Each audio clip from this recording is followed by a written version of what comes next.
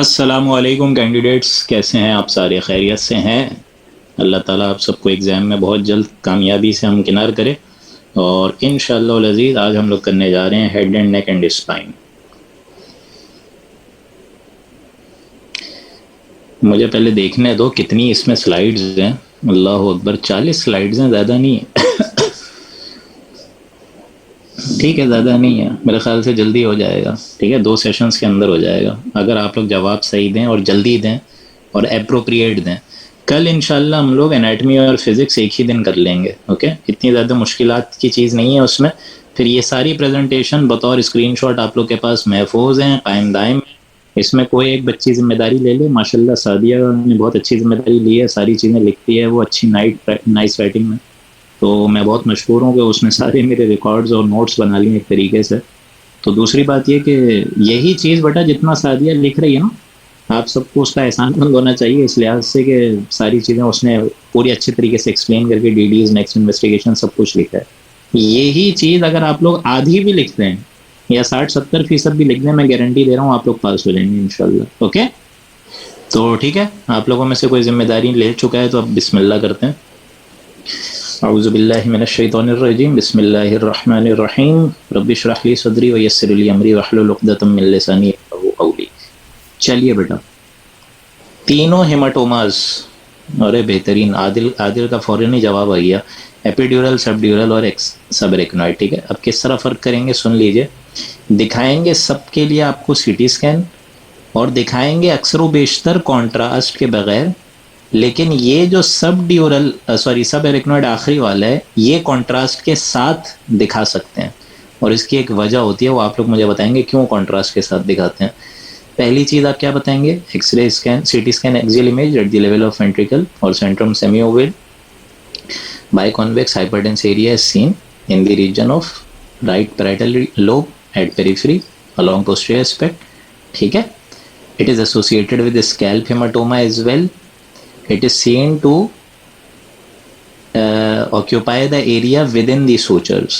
Sutures के अंदर अंदर है और टेरियन पर एक चीज़ फट गई है, तो ये एक्स्ट्रा ड्यूरल हेमाटोमा है। टेरियन वो एरिया जहाँ पे फ्रंटल, पैराइटल, टेम्पोरल और ग्रेटर विंग ऑफ स्फेनॉइड आता है।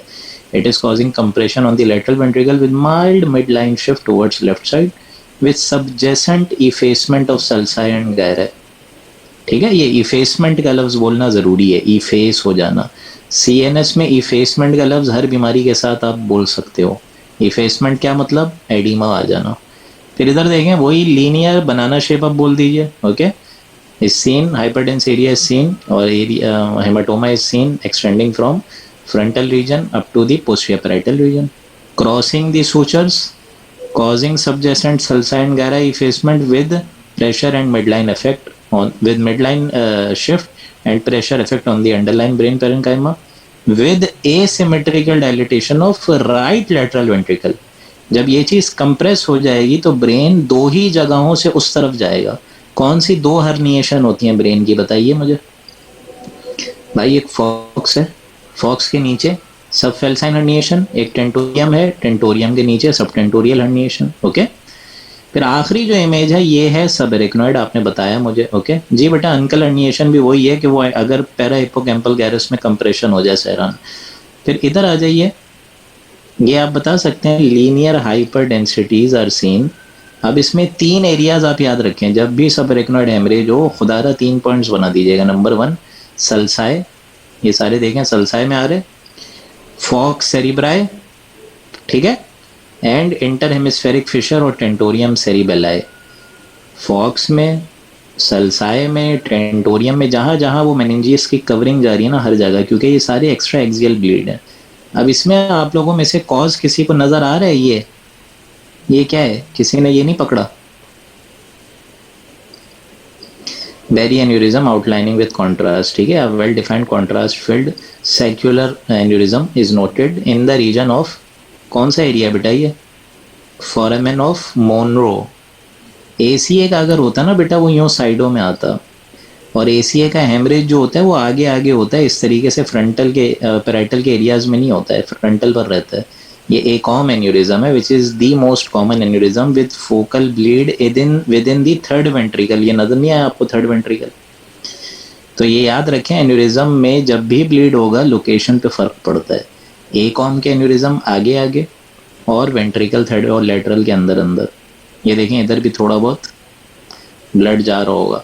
फिर इधर देखें, ये तो कैल्सिफाइड पीनियल ग्लैंड है, उसको छोड़ दीजिए, ब्लड नहीं है। इस तरह आप डिफरेंशिएट करते हैं, blood 50 density, calcification more than 1000 density plus 1000। ठीक है, समझ आ गया तीनों में फर्क। नेक्स्ट इन्वेस्टिगेशन इसमें आप कराएंगे 4 vessel angiogram to see berry aneurysm. Clear हो रहा है कॉन्सेप्ट सबका? आसानी से जा रहा हूँ, बहुत इत्मीनान से। अब एमआरआई पे आपको दिखाएंगे ये। अब याद रखें, आप लोग ट्रेनिंग के इस दौर तक पहुंच चुके हैं कि आपको पता होना चाहिए T1 क्या है, T2 क्या है। तो भाई T1 जहाँ वेंट्रिकल काले आ रहे हैं वो T1 है, जहाँ वेंट्रिकल वाइट आ रहे हैं T2 है। सबको पता है फ्लूइड जो है वाइट आएगा T2। जहाँ एक इमेज ब्लर नजर आ रही है वो जाहिर बात है डिफ्यूजन वेटेड और एडीसी इमेज है। फर्क कैसे करेंगे? D for diffusion, D for dark, सब चीजें काली आ रही है डिफ्यूजन है। और ये जो आप देख रहे हैं ये एडीसी पर ससेप्टिबिलिटी वेटेड इमेजेस दिखाई जा रही है, जिसमें जो ब्लड क्लॉट है वो काले कलर का, उसका हीमोसिडरिन रिम भी आ रहा होता है। एनीवेज, मुझे ये बताइए आईबी, आईडी, बीडी, बीडी, इन सब के वो नाम सुने आपने? निमोनिक सुनी है किसी ने? सुनी है या नहीं है? यस या नो कर दो ताकि मुझे आसानी हो जाए। सुनी है ना? जिसने नहीं सुनी है मैं बता देता हूँ। देखो ये आइजो इंटेंस का आई, फिर ब्राइट का बी, ये आई बी है, फिर I D, B D, B B और डी डी। ये रेडियोपीडिया पे जाओगे ना, वो अजीब बचकाना किस्म की निमोनिक दी हुई है कि आई ब्लीड और ये बेबी यो यो डी डी, पता नहीं अजीब सी चीज़। ठीक है, आई ब्लीड, आई डाई, उसको छोड़ दो बस। हमने तो भाई इस तरह याद रखा है, I B, I D, B B, D D. ठीक है, इस तरह I B, I D, B D, B B, D D. ये मैंने ऐसा ही याद रखा है, मुझे अलग से कोई निमोनिक इसमें पढ़ने की ज़रूरत नहीं हुई। बस I B, I D, B D, B B, D D. जैसे जैसे ऊपर से नीचे आते रहेंगे, हाइपर एक्यूट, फिर acute, early sub acute, late sub acute, chronic. ये मैं क्या बता रहा हूँ, T1 पे कोई भी चीज़ ग्रे आए वो आइजो है, T2 पे कोई वही चीज़ हाई आ जाए वो ब्राइट है, तो इसका मतलब हाइपर एक्यूट ब्लीड है। अब ये सारी इमेजेस जो इसके बराबर में है, कोई मुझे बता सकता है कौन सा ब्लीड है?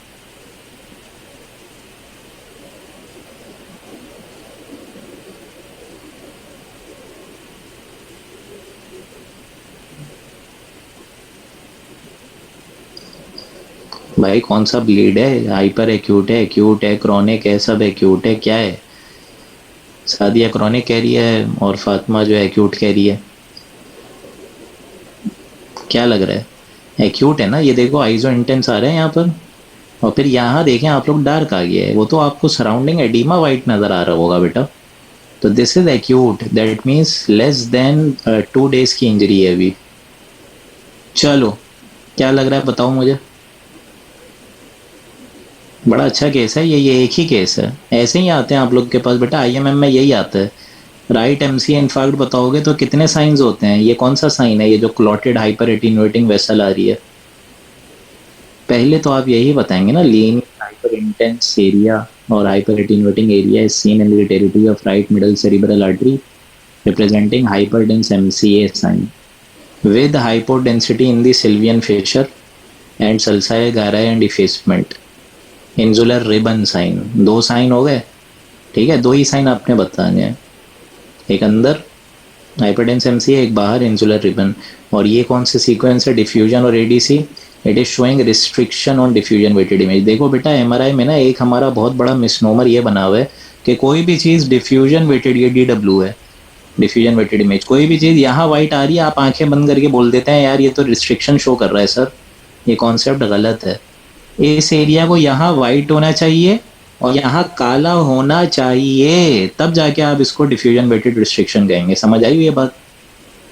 ठीक है, और इसकी बहुत सारी टाइप्स हैं। एपिडर्मोइड करता है, एब्सेस करता है, ठीक है। अगर ये ना करे तो इसको कहते हैं T2 शाइन थ्रू। पता नहीं शायद तुम लोगों ने नाम सुनो नहीं सुनो, अब वो ज़्यादा हो जाएगा, छोड़ दो। चलो इस इमेज पे आ जाओ। अच्छा, नेक्स्ट इन्वेस्टिगेशन इसमें क्या कराएंगे आप लोग? एक तो मैंने डिफ्यूजन रिस्ट्रिक्शन की डीडीज आपको बता दिया, एब्सेस और एपिडर्मोइड। नेक्स्ट इन्वेस्टिगेशन क्या कराओगे? एमआरआई भी हो गया, सीटी भी हो गया, सीटी एंजियोग्राफी कराओगे। सबसे पहले ये नहीं देखोगे कि थ्रोम्बोसिस कहाँ से आ रही है, कैरोटिड वेसल्स नहीं देखोगे, कैरोटिड डॉपलर, ठीक है, और सीटी एंजियोग्राफी। चलो हिस्ट्री भी ज़रूरी है अम्माद, वेरी नाइस। चलें ये बताइए क्या लग रहा है? आप लोग बताते रहेंगे तो मज़ा आएगा बेटा, खामोश रहेंगे मज़ा नहीं आएगा। क्या लग रहा है? कोई कह रहा है सबर एग्नोइड हेमरेज।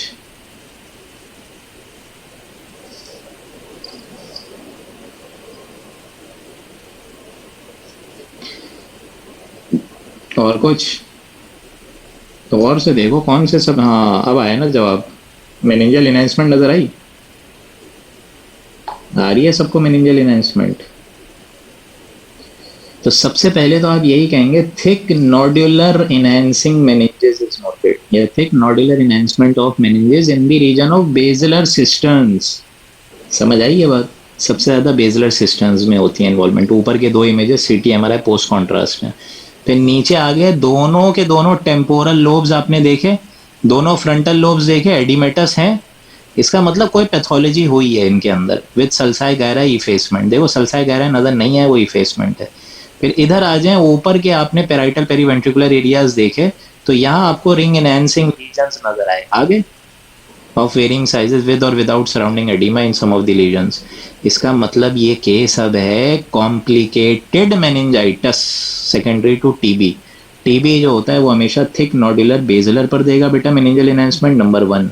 ये जो राउंडेड सिस्टिक एनहांसिंग लीजन्स हैं ये सब ट्यूबरक्यूलोमा है, नंबर 2। और ये जो आपको नजर आ रही है, एक बच्चे ने ऊपर जवाब दिया है चेरी बेरी ने, कि ये एनसेफेलाइटिस अब शुरू हो चुका है। इसका मतलब यही है कि अब जो है वो ब्रेन पेरेन्काइमा मेनिंजिस से मुतासिर हो रहा है। कोई मुझे लाइन से गिन के बताइए कि मेनिंजाइटिस की कॉम्प्लिकेशंस क्या क्या होती है। एक तो मैंने बता दिया आपको एनसेफेलाइटिस और ट्यूबरक्यूलोमा, और क्या होती है? Hydrocephalus, very good. उसके लिए आप लोग सबसे पहले हमेशा हमेशा आप लोग देखेंगे कि भाई अपना हाइड्रोसेफेलस के लिए लेटरल जो टेम्पोरल हॉर्न्स हैं वो सबसे पहले डायलेट होंगे, ठीक है। एक तो ये चीज, दूसरी चीज एप्सेस, ठीक है, इंट्रासेरिब्रल एप्सेस, ठीक है। फिर आगे चलें अगर आप लोग, तो फिर एंसेफ्लाइटिस आया, मेनिंजाइटिस आया, वेंट्रिकुलाइटिस नहीं आ सकता, सब ड्यूरल एम्पाइमा नहीं हो सकता, कलेक्शंस वगैरह, और सबसे बड़ी चीज़ वेसल्स की थ्रोम्बोसिस होगी, तो मिडल सेरिब्रल आर्टरी का इन्फेक्शन भी हो सकता है, या एंटीरियर सेरिब्रल, कहीं का भी इंट्रा सेरिब्रल इन्फेक्ट। चलें, बड़ा ही प्यारा केस है। ये पूरी इमेजेस आ गई आपके पास, क्या बता रहे हैं?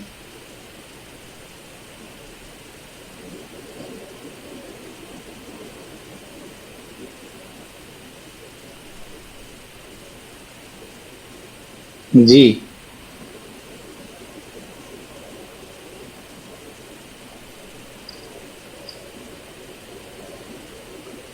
एप्सेस कैसे कहा? एप्सेस आपने, रिंग एनहांसिंग लीजन आ रहा है आपको, ठीक है। Well defined loculated ring enhancing lesion is seen involving the right temporal lobe with surrounding effacement of edema, with surrounding effacement of sulci and gyra and edema। क्यों temporal lobe में सबसे ज्यादा कॉमन होता है ये? क्योंकि उसके नीचे क्या है?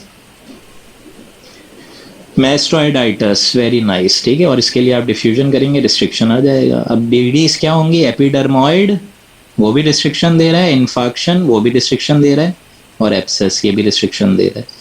जिस तरह आप लोग को चेस्ट में बताओ, मेट्स भी करता है रिस्ट्रिक्शन। यार मेट्स ज्यादातर पोस्टीरियर पे होंगे आदिर, ठीक है। रिस्ट्रिक्शन वो करेंगे जिसमें एक्यूट ब्लीड होगा, ठीक है। ये भी आ जाएगी आगे चीजें, फिक्र नहीं करो। जिस तरह chorio carcinoma, thyroid carcinoma, malignant melanoma, ठीक है, ये सारे जो होते हैं ना, वो प्लस माइनस यार देखा है मैंने, कर जाते हैं डिस्ट्रिक्ट। एनीवेज सीक्वेंसेस भी बता दें, ठीक है। इफ्रा ये देखें, हाँ बेटा, ये डीडी जफात कह रहा है मैजिकल डॉक्टर डीडी है इसकी, एम से मेटास्टेसिस है, ठीक है। फिर ये सब तो खैर हमने रेजिडेंसी में करा था। कुछ इडियोपैथिक कॉजेज होते हैं, कुछ कंजेनाइटल होते हैं, ठीक है, कुछ ए से एक्वायर्ड होते हैं, ठीक है, ए से एब्सेस भी होते हैं। इधर आ जाए, पहला वाला बेटा सीटी स्कैन है, कोई सीक्वेंस नहीं है। ऊपर वाली इमेज ए पे बराबर वाली T1 पोस्ट कॉन्ट्रास्ट है एक्सियल, T1 पोस्ट कॉन्ट्रास्ट है कोरोनल, तो ये दोनों तो एमआरआई। नीचे आप लोग आ जाइए, अब आप लोग को दिखाया जा रहा है फैट सेट इमेज। फैट देखें सप्रेस हो गई है विद पोस्ट कॉन्ट्रास्ट। और आखिरी दो इमेज जो आपको दिखाई जा रही है वो डिफ्यूजन और एडीसी है, DWI और एडीसी। अगर एग्जाम में टाइम ना बचे बेटा, प्लीज ये लिख देना इफ्रा, मल्टी सीक्वेंशियल, ठीक है, multi sequential imaging of MRI, बस ये लिख देना, काम चल जाएगा। ओके, चलें, क्या लग रहा है?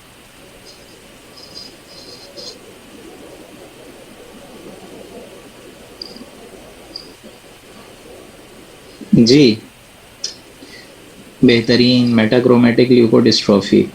ओके, लेकिन क्या होती क्या है ये मेटाक्रोमेटिक और एड्रीनो में फ़र्क किस तरह करते हो आप? बताइए मुझे। मेटाक्रोमेटिक और इसमें फ़र्क कैसे करते हैं?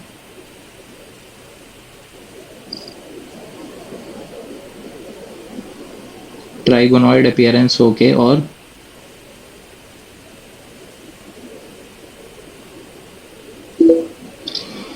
ट्राइग्रॉइड पैटर्न ठीक है, बटरफ्लाई शेप्ड, स्पेयरिंग सब कॉर्टिकल फाइबर्स। भाई मैं तो कह रहा हूँ कि लोकेशन क्या होती है फरदाना, वही तो पूछ रहा हूँ। मेटाक्रोमेटिक की ये आ गई, और फिर एड्रीनो की कहाँ होती है ये मैं पूछ रहा हूँ। मेटाक्रोमेटिक कहाँ इन्वॉल्व करते हैं, एड्रीनो कहाँ करते हैं, ये बताइए ना आप लोग। ये बताएंगे तो समझ आएगा। ठीक है, एड्रीनो देखो, जब भी ये वेंट्रिकल नज़र आ रहे हैं, वेंट्रिकल के सामने वाली कोई भी चीज़, जैसे ये देखें दूसरी वाली इमेज में आ रहे हैं सामने lesions, periventricular white matter involvement with cystic spaces. Periventricular white matter hyper intensity with cystic spaces plus minus होती है, ठीक है। अगर वो फ्रंटल लोब्स को इन्वॉल्व कर रहा है तो एड्रीनो, अगर फ्रंटल पेराइटल दोनों को कर रहा है, यानी पोस्टीरियर पेराइटल वेंट्रिकुलर ये वाला जो ऑक्सीपिटल हॉर्न है इसके अराउंड कर रहा है, तो मेटाक्रोमेटिक। एड्रीनो लड़कों में होगी, यंग बच्चों में, और ये मेटाक्रोमेटिक बायमोडल डिस्ट्रीब्यूशन होती है, लड़कों लड़कियों दोनों में हो सकती है। ओके, ये जो आपको नज़र आ रहे हैं ये है बेटा स्पेयरिंग ऑफ सब कॉर्टिकल यू फाइबर्स। देख लें, ये कोई बताएगा नहीं, ये देख लो, ये होती है। रटने को तो हम सब एक चीज़ रट लेते हैं, लेकिन ये होती है। ये देख सकते हैं हर जगह यू फाइबर्स स्पेयर हैं। अब एग्जामिनर को जब आप लोग बोलेंगे सर यू फाइबर स्पेयर हैं, तो अगला सवाल वही आएगा कि बेटा कौन सी ऐसी बीमारी होती है जो यू फाइबर स्पेयर नहीं करती, तो बता सकता है कोई? सीक्वेंसेस बेटा ये वाला जो आप देख रही हैं, ये आप देख सकती हैं, ये अपना वो है ससेप्टिबिलिटी वेटेड, अब सॉरी ये फ्लेयर इमेज है, फ्लेयर पहली वाली इमेज फ्लेयर है बेटा, और दूसरी वाली जो इमेज है ये है T1 वेटेड इमेज। शाबाश खौला। प्रोग्रेसिव मल्टीफोकल ल्यूकोएन्सेफेलोपैथी वो बीमारी है, और कैनेवन डिजीज भी, जिसमें आप लोगों के ये यू फाइबर स्पेयर नहीं होते, ट्राइग्रॉइड पैटर्न नहीं मिलता। ट्राइग्रॉइड क्या है कि ये वाइट आ रहा है, फिर आगे जाके ब्लैक, फिर वाइट, फिर ब्लैक। चलो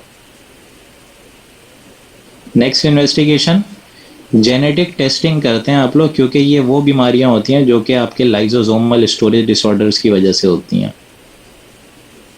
चलिए, ये भी बड़ा प्यारा केस है बेटा। मेन में जीबीएम एक मिनट रुक जाओ ज़रा, आफाक ने एक सवाल पूछा है। जीबीएम यार उसमें दोस्त मास की तरह एक पिक्चर आएगी, मिड लाइन शिफ्ट होगा, इन्हेंसमेंट के लिए कॉन्ट्रास्ट दिखाएंगे। और जीबीएम ठीक है, ये वाला एरिया लेस कॉमन होता है, जीबीएम ज़्यादातर यहाँ होता है। ये जो बटरफ्लाई एरिया है ना आफाक बेटा, ये कॉर्पस कैलोजम का यहाँ बहुत होता है, वो नेक्रोटिक आता है। फिक्र नहीं करो, अभी सेकंड सेशन में हम लोग ये करा दूंगा मैं तुम्हें, बेफिक्र हो जाओ दोस्त। चलो क्या लग रहा है, ये एक ही केस है। ऊपर वाली दो इमेजेस एक ही केस है, नीचे वाली जो दोनों इमेजेस हैं वो मुख्तलिफ केसेस हैं। चलें यार, तुम लोग सीक्वेंस में नहीं रहा करो, मल्टी प्लानर मल्टी सीक्वेंशियल मैंने बताया ना, मल्टी प्लानर मल्टी सीक्वेंशियल बता दिया करो।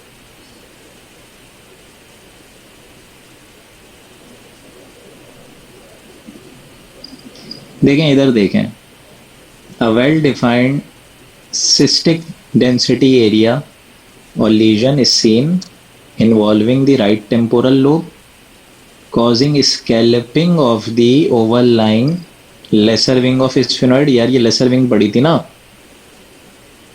It shows high signal intensity or CSF signal intensity on T2 weighted image, and it is buckling the cortical gray matter। Buckling of cortical grey matter अगर है तो ये एक्स्ट्रा एक्सियल लीजन है। Respiratory में पढ़ा था ना, प्लूरल और लंग के अंदर में किस तरह फ़र्क करते थे, वैसे ही ये है।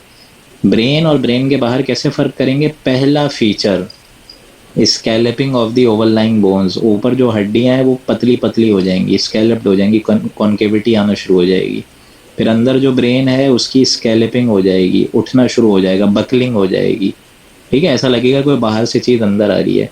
ब्रॉड बेस्ड होना एक्स्ट्रा एक्सियल की तीसरी सबसे बड़ी निशानदेही है। नीचे वाली इमेज में देखें कितना ब्रॉड बेस्ड है भाई, पूरे सीपी एंगल पे पड़ा हुआ है, कितना ब्रॉड बेस्ड है। और ये वाला जो नीचे वाला लीजन है उसमें अगर आप देखें तो T2 पे थोड़े बहुत ब्लैक ब्लैक डॉट्स और सेप्टेशन नज़र आ रही है।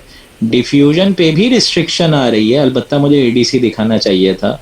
Linear broad based extra axial heterogeneous signal intensity lesion is noted in T2-weighted images and DWI with internal hypodensities and septations showing restriction on diffusion weighted image। अगर मैं ADC भी दिखा देता बहुत अच्छा हो जाता। तो क्या बना रहे हैं आप, ये प्योर सिस्टिक जैसा CSF तो नहीं है। तो नीचे वाली जो इमेज है वो एपिडर्मॉइड है, ऊपर वाली एरेक्नॉइड है। ठीक है, ये दोनों डीडीज आपस में एक दूसरे के मुतरादिफ है, एक दूसरे के यूँ समझिए लिस्ट में आएगी। एरेक्नॉइड की मोस्ट कॉमन लोकेशन यही है, टेम्पोरल लोब। इसके अलावा जो है यहाँ पेराइटल में भी हो सकती है, पीछे ऑक्सीपिटल में भी हो सकती है, नीचे चले जाएँ सीपी एंगल पे भी हो सकती है, और नीचे चले जाएँ स्पाइनल कैनाल के अंदर भी हो सकती है, मसले की बात नहीं है। और एपिडर्मॉइड जो होता है ना वो ज़्यादातर मिड लाइन रहता है। मिड लाइन से मुराद क्या है, नीचे आ जाए foramen of Monro skull base पे हो सकती है, क्लाइवस पे हो सकती है, ठीक है, फोरामेनाज पर हो सकती है, इधर आ जाइए आपके सीपी एंगल पे हो सकती है, फ्लोर ऑफ सेला पर हो सकती है। समझ आ गई। अब इस इमेज पे आ जाइए, ये जो पहली डायग्नोसिस है ये अलग है, दूसरे एमआरआई की डायग्नोसिस अलग है। ये जो सीक्वेंस, यार तुम लोग सीक्वेंस में बड़ा परेशान रहोगे एमआरआई में, तो मैं बार बार बता रहा हूँ, multi planar multi sequential CSF से पहचान लिया करो। वो T2 वेटेड इमेज है तो वाइट फ्लूइड आएगा, और ये भी T2 वेटेड इमेज है, वाइट है तो एक्सियल T2 है। क्या लग रहा है, एजेनेसिस ऑफ कॉर्पस कैलोजम बोला है आदिर ने, ये एरो क्यों दिखाया मैंने।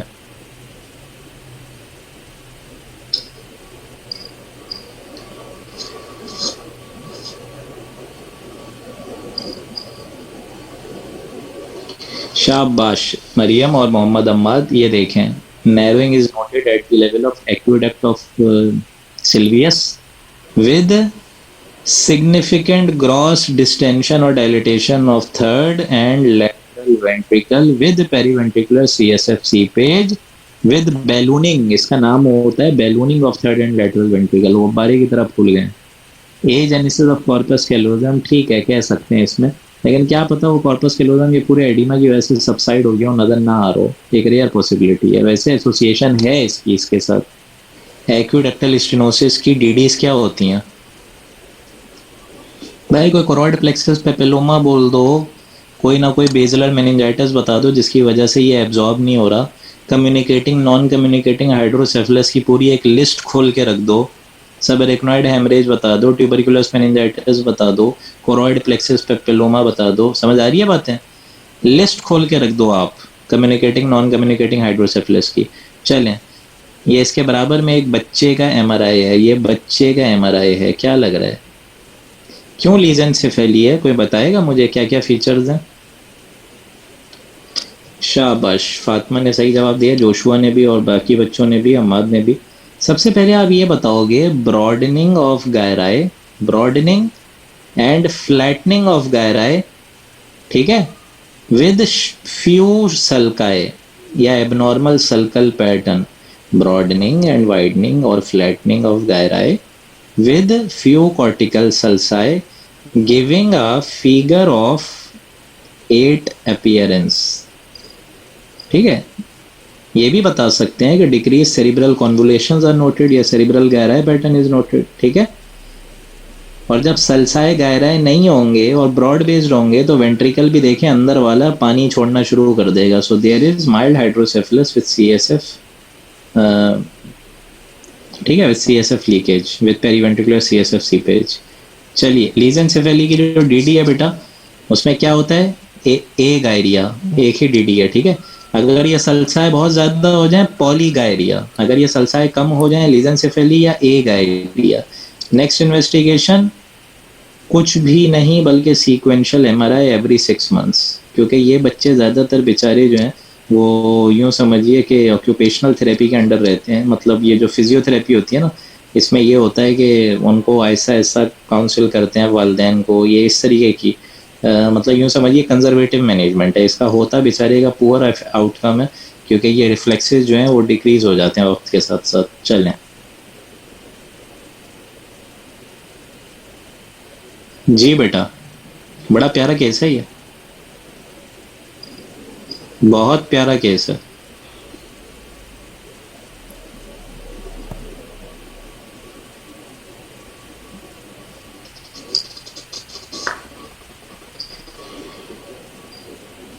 अच्छा, इस पेशेंट की हिस्ट्री देगा वो हाइपोनेट्रीमिया।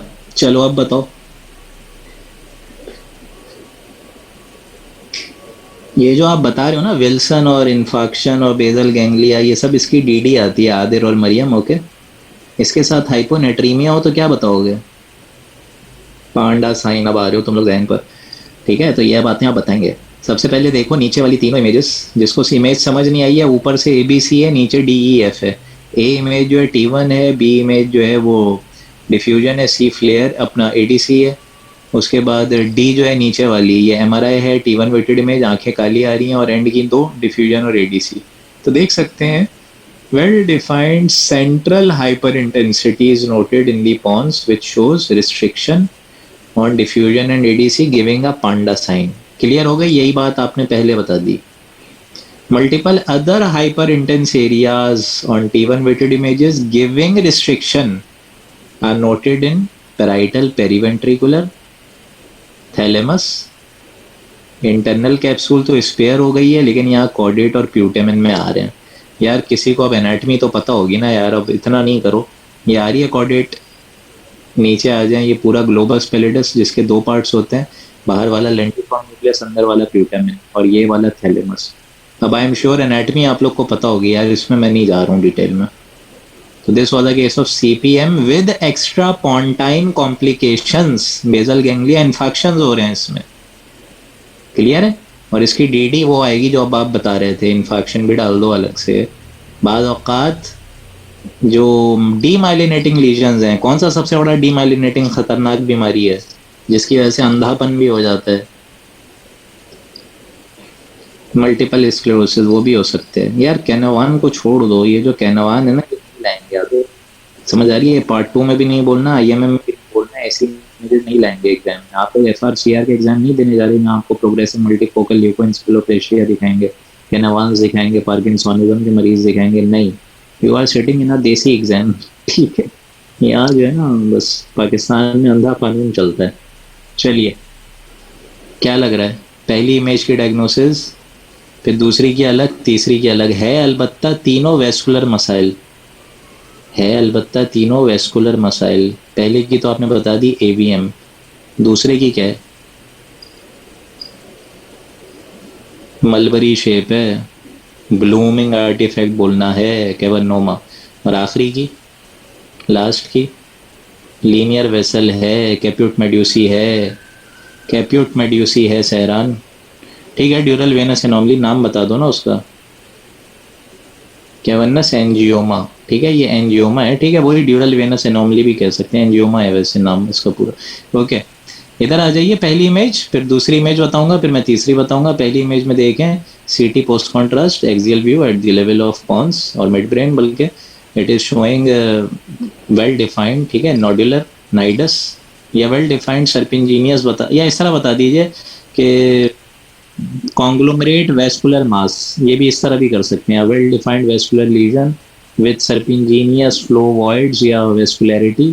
ठीक है, forming a nidus is noted in the left temporal region। It is seen to be supplied by, ये बोलना ज़रूरी है, it is seen to be supplied by branches from internal carotid artery। It is seen to be supplied by branches of the ICA and is seen to be drained into the sinuses of superior sagittal areas। ठीक है, तभी ये देखें यहाँ आपको Confluence of sinus नज़र आ रहा है। भाई एक बात याद रखो, एंजियोग्राफी में आर्टीरियल फेज जब करोगे, वेनस फेज नज़र नहीं आएगा। साइमल्टेनियस ओपेसिफिकेशन आर्टीरियल पे और वेनस पे नज़र आ जाए, इसका मतलब ही ये है कि आप कोई कम्युनिकेशन देख रहे हैं। दूसरी इमेज में ये वाली इमेज है बेटा, SWI, susceptibility weighted imaging. Well defined nodular lesion या पॉपकॉर्न शेप लीजन या mulberry shape lesion is noted in the right parietal region called abutting the right parietal periventricular area with surrounding edema। ठीक है, multiple low signal intensity and high signal intensity areas are noted giving blooming artifact on susceptibility weighted image, findings are most likely due to cavernoma। आखिरी image, a linear vascular cord is noted extending from the parietal periventricular region up to the periphery in the region of sinuses giving caput medusae appearance, findings are most likely due to DVA, developmental venous anomaly। या Venus एंजियोमा। चलिए, एक ही diagnosis ऊपर वाले दो scan की और एक ही अलग डायग्नोसिस नीचे वाले दो स्कैन की। ऊपर वाले की अलग, नीचे वाले की अलग।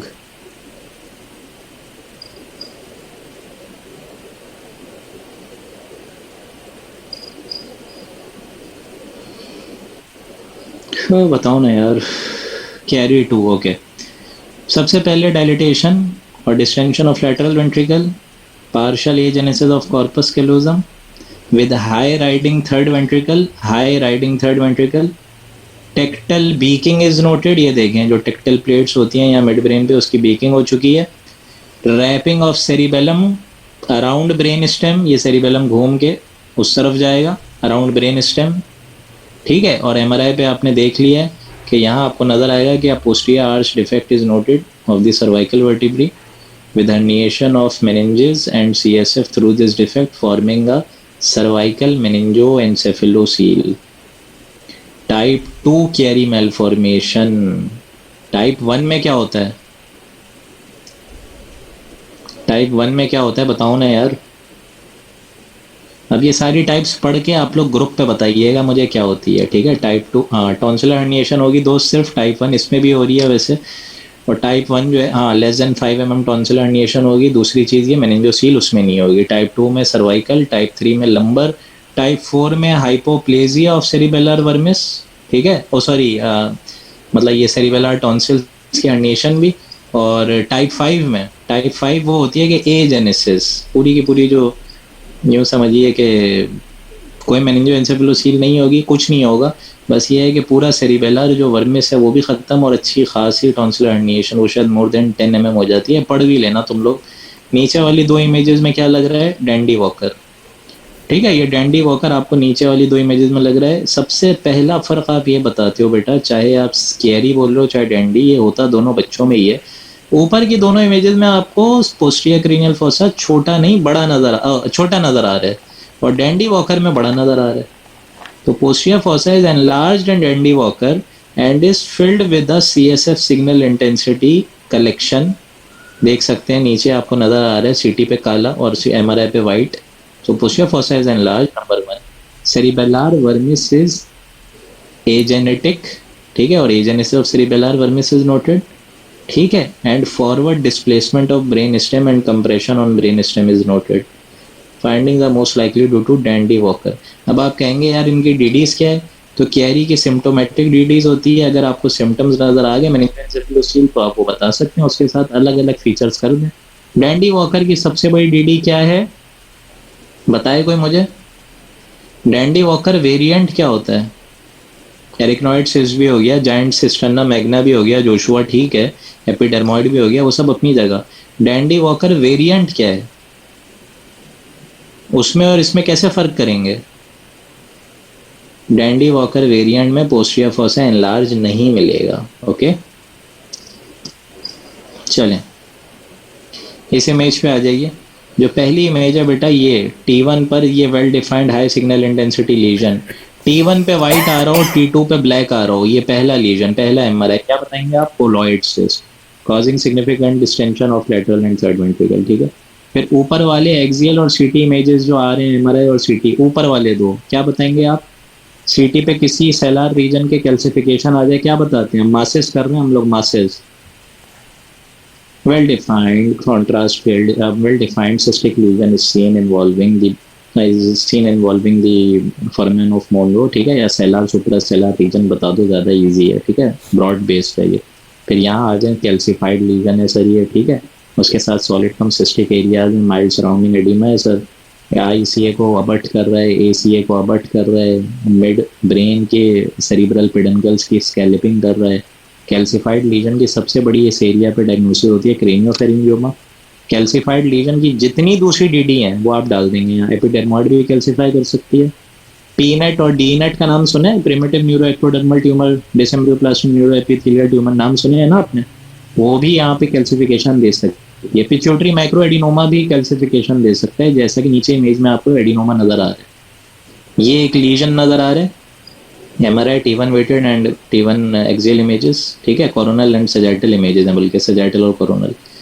Well defined nodular so abnormal signal intensity lesion is noted, ठीक है, is seen involving the cellar extending up to supracellular region giving snowman sign, ठीक है, it is abutting adjacent cavernous sinus and ICA and is also abutting the roof of third ventricle या floor of third ventricle. यहाँ roof of sphenoid sinus की भी extension देख सकते हैं आप, जैसा कि इसमें हो रही है, अंदर गया हुआ है ये लीजन, ओके। तो दो तीन ही जगह देखते हैं, ज़्यादा नहीं देखना होता। अंदर नीचे जाएंगे आप स्फिनॉइड आएगा, ऊपर जाएंगे थर्ड वेंट्रिकल आएगा, साइडों में आईसीए आ जाएगी, बस यही देखना है दोस्तों। पिट्यूटरी मैक्रोएडिनोमा, दूसरी डीडीज क्या हो जाएंगी, मेनिंजियोमा, तीसरी डीडी रैथकी क्लेफ्ट सिस्ट, वो भी बीच में होती है, और चौथी क्रेनियोफेरेंजियोमा। रैथकी क्लेफ्ट सिस्ट ज़्यादा बच्चों में होगी, सिस्टिक होगी। जी क्या लग रहा है, ऊपर की दो इमेजेस एक ही डायग्नोसिस है। पेरीवेंट्रिकुलर कैल्सिफाइड लीजन्स की क्या क्या डीडी होती हैं बेटा, पेरीवेंट्रिकुलर कैल्सिफाइड लीजन्स की क्या क्या डीडी होती हैं, torch, very nice, torch infection जो भी है जोशुआ बता देंगे आप, टॉक्सोप्लाज्मोसिस, रूबेला, साइटोमेगालो, हर्पीज। अब ये अगर मैं बोलूं कि इसको माइक्रोसेफेली भी है, तो इसमें से कौन सा टॉर्च लेबल करोगे, साइटोमेगालो करोगे, हर्पीज करोगे या टॉक्सो करोगे? अगर माइक्रोसेफेली है तो साइटोमेगालो करोगे। टॉक्सोप्लाज्मोसिस में माइक्रोसेफेली नहीं मिलेगी, टॉक्सो में माइक्रोसेफेली नहीं मिलेगी, इसमें माइक्रोसेफेली अभी नहीं है, साइटोमेगालो करोगे, ठीक है। लेकिन एक और बात याद रखें, टॉक्सोप्लाज्मोसिस ज़्यादातर पेरीवेंट्रिकुलर एरियाज पर होगा, क्रम्पल्ड कैल्सिफिकेशन होगी, जबकि साइटोमेगालो जो है वो डिफ्यूज इन्वॉल्वमेंट दे सकता है, ओके। या फिर यहाँ पे भी देख सकते हैं, मसले की बात नहीं है। इधर आ जाइए आप लोग, कॉर्डोथैलेमिक में अगर ब्लीड हो जाए, तो ये मैंने इसलिए रखा है, ये मोस्ट कॉमन लीजन होता है बेटा जर्मिनल मैट्रिक्स हेमरेज के ब्लीड देखने का। जर्मिनल मैट्रिक्स हेमरेज के ब्लीड की कितनी टाइप्स हैं बताए कोई मुझे? जर्मिनल मैट्रिक्स हेमरेज की 4 टाइप्स पता है आप लोग को? सबसे पहले तो टाइप 1 उसकी कॉर्डो, बेटा 5 नहीं 4 सुनी है मैंने मरियम। पहले टाइप 1 होती है जिसमें जो है कॉर्डोथैलेमिक ग्रूव में ही ब्लीड होगा without evidence of intraventricular dilatation. फिर और आगे चले आएंगे, विद इंट्रावेंट्रिकुलर हेमरेज भी होगा लेकिन डिस्टेंस डायलिटेशन नहीं होगी, हाइड्रोसेफलस नहीं होगा टाइप 2 में। टाइप 3 में अब हाइड्रोसेफलस भी हो गया, पूरे ब्लड जो है वेंट्रिकल के अंदर गया हुआ है, आईवी डायलिटेशन है इंट्रावेंट्रिकुलर। और टाइप 4 जो है वो पेरेन्काइमल हेमरेज, ठीक है। चलें, एक ही डायग्नोसिस ये आया था मेरे आईएमएम में जी।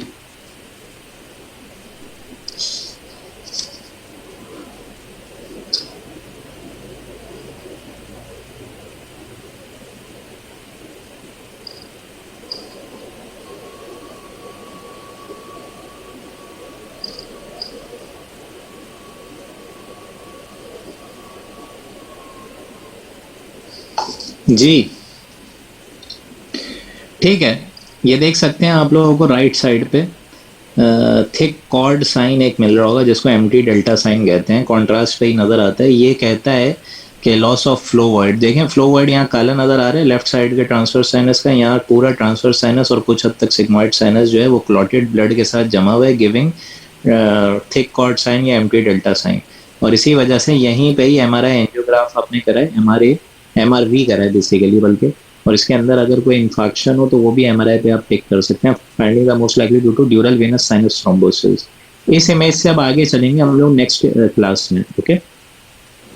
नेक्स्ट क्लास बहुत अहम है आप लोग की, अभी इसके आगे चलेंगे हम लोग, ऑलराइट।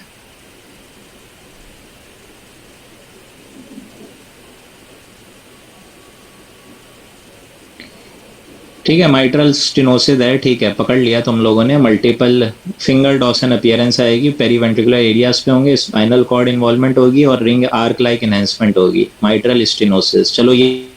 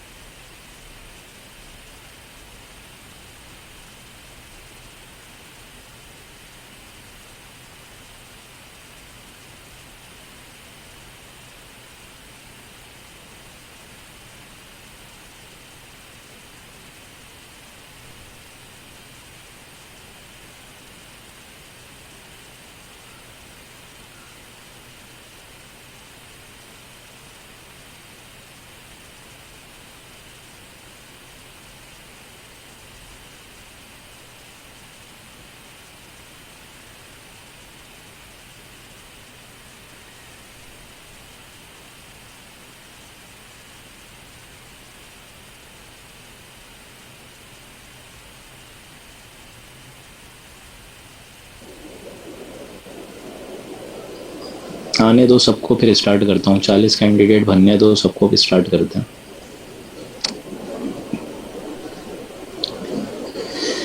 ओके, तो अब हम लोग आगे चलेंगे। ओके, चलिए अब यहाँ आप बताएंगे कि ये सर T2 वेटेड इमेज है, ये T1 वेटेड इमेज है, पोस्ट कॉन्ट्रास्ट नहीं है, अभी सिर्फ प्लेन है। नीचे वाली T1 सजेटेड पोस्ट कॉन्ट्रास्ट है और ये न्यूरोस्पाइनल एक्सेस कर रहा है, ठीक है। तो ये देख सकते हैं sir, multiple well defined signal intensity lesions are seen in the centrum semi ovale, ठीक है, centrum semi ovale and callososeptal interface, callososeptal interface, ये प्लीज लिख लेना, गिविंग फिंगर डॉसन साइन। ये एक एक जुमला आराम से बता रहा हूँ मैं, गिविंग फिंगर डॉसन साइन, ये इसलिए बता रहा हूँ क्योंकि इसके मार्क्स है। वही लीनियर इंटेंस लीजन आपको स्पाइनल कॉर्ड के अंदर नजर आ रहे हैं, और यहाँ आप लोग को आर्क लाइक इनहेंसमेंट नजर आ गई है। जो एक्टिव फ्लैग्स होते हैं वो इनहेंसमेंट दे सकते हैं, जो इनएक्टिव होगा कंपोनेंट वो नहीं देगा। मल्टीपल स्क्लेरोसिस बताना, डीमाइलिनेटिंग लीजन्स DD में लिखना, जिस तरह रेडिएशन की वजह से भी हो सकता है, क्रोनिक इन्फेक्शन की वजह से भी हो सकता है, ठीक है, ये सब डीमाइलिनेटिंग है। प्रोग्रेसिव मल्टीफोकल ल्यूकोएंसेफेलोपैथी भी DD में आ सकती है। ओके, और फिर नीचे जाएंगे आप, तो अगर स्पाइनल कॉर्ड में कोई लीजन आ जाए तो इसको कहते हैं फंगल इन्फेक्शन, कोई भी बेटा DD जिसमें डीमाइलिनेशन शुरू हो जाए। फंगल आप तब बताएंगे जब ये पूरा टोटल इनहेंस करेगा। फंगल इन्फेक्शन ज़्यादातर कंप्लीट रिंग एनहेंसमेंट देता है, इसी में और एडिमा भी होता है उसमें। अब इधर देखेंगे आप लोग, तो ये रिंग एनहेंसमेंट के साथ ये जो न्यूरोस्पाइनल एक्सेस पे लीजन आ रहे हैं, इसका एक नाम है जिसको कहते हैं NMO। अगर आंखों में भी लीजन हो, स्पाइनल कॉर्ड में भी लीजन हो, तो उसको कहते हैं NMO। किसी को फुल फॉर्म पता है इसका? जिसका दूसरा नाम गालिबन डेविक्स डिजीज है। NMO क्या होता है? ठीक है, नंबर पंचन नेक्स्ट कर देंगे। न्यूरोमाइलाइटिकस ऑप्टिका कहलाता है सहरान। ओके, शाबाश आदिर, शाबाश सहरान और आदिर जी। कौन सी बीमारी लग रही है? एग्जाम में आ सकती है ना। पहली वाली इमेज में देखें, पहले वाली MRI में आपको देखें फैट सेट इमेज दिखाई जा रही है। बेसिकली स्पाइनल कॉन्ट्रास्ट कराया गया है उसमें। तो इसमें आप देख सकते हैं कि multiple dumbbell shaped nerve sheath lesions are noted extending from the spinal canal up to the periphery from the neural spinal foraminas, ठीक है, और डंबल शेप्ड है, न्यूरोफाइब्रोमा 1 है ये। और बकिया जो चारों इमेजेस आप देख रहे हैं, अच्छा नीचे वाले MRI में भी न्यूरोफाइब्रोमा स्केलेपिंग के साथ आई है, और फिर वर्टिब्री की स्कोलियोसिस भी हो रही है, pseudo arthrosis of tibia, ribboning of ribs, और ये डंबल शेप न्यूरोफाइब्रोमा, ये सब NF1 है, प्लेक्सीफॉर्म न्यूरोफाइब्रोमास होते हैं। और बकिया जो तीनों इमेजेस आपको स्पाइनल कैनाल की नजर आ रही हैं और ब्रेन की, ये वेल डिफाइंड डंबल शेप जो लीजन और broad based extra axial lesions नजर आ रहे हैं, ड्यूरल टेल जिनमें बन रही है, ये मल्टीपल मेनिंजियोमास हैं। ये जो दोनों CP एंगल पे नजर आ रहे हैं, ये श्वानोमास हैं, और स्पाइनल कैनाल के अंदर नजर आ रहे हैं एपेंडाइमोमा है।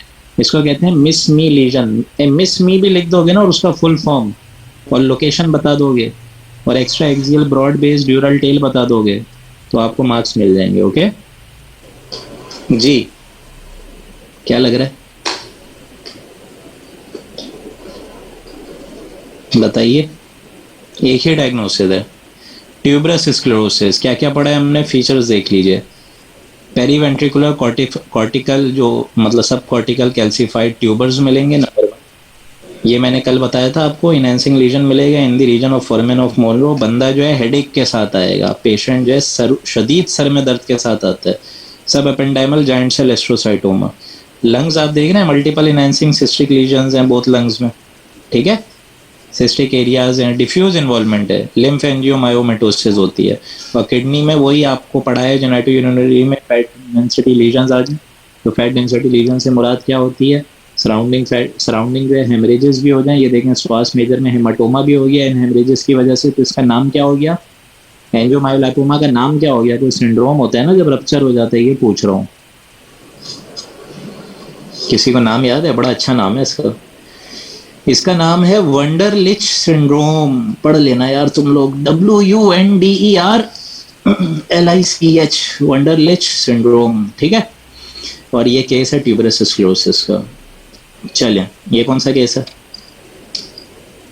सबसे पहले आपको सेरिबेलर हेमेंगियोब्लास्टोमा है, थिक इनहेंसिंग नोड्यूल आया, रेटिना के अंदर रेटिनल एंजियोमास है, इसकी वजह से रेटिनल जो है हेमरेज हुआ है। फिर आप लोगों को एब्डोमेन में multiple enhancing pancreas, kidney cyst, liver cyst मिली, और स्पाइनल में भी, स्पाइनल कॉर्ड के अंदर हेमेंजियोब्लास्टोमा। और देखें, अगर आप गौर से देखें, इसके भी मार्क्स होते हैं बेटा। ये देखो, तुम लोग को ऐसी चीज दिखाऊंगा, ये देख रहे हैं आप लोग, एक ये डॉट आ रहा है, फिर इधर देखें कि ये भी डॉट आ रहा है। ये सब जो है ये ड्रॉप मेट्स होते हैं। और ये देखें, ये सिरिंग्स आ रही है। तो हेमेंजियोब्लास्टोमा हो, मेड्यूलोब्लास्टोमा हो, एपेंडाइमोमा हो, इन सब में ड्रॉप मेटास्टेसिस भी देखते हैं आप लोग। ड्रॉप मेटास्टेसिस क्या है? कोई भी लीजन ऊपर है, वो स्पाइनल कैनाल के किसी भी लेवल पर अपने सेकेंडरीज फेंक देगा। ये सारी की सारी चीजें हम लोग पढ़ रहे हैं फैकोमेटोसिस। फैकोमेटोसिस में दो ही चीजें आपको बतानी है, ये ट्यूबरस स्क्लेरोसिस और वीएचएल। चलें, डायग्नोसिस और डिस्क्रिप्शन अच्छी सी कोई दे।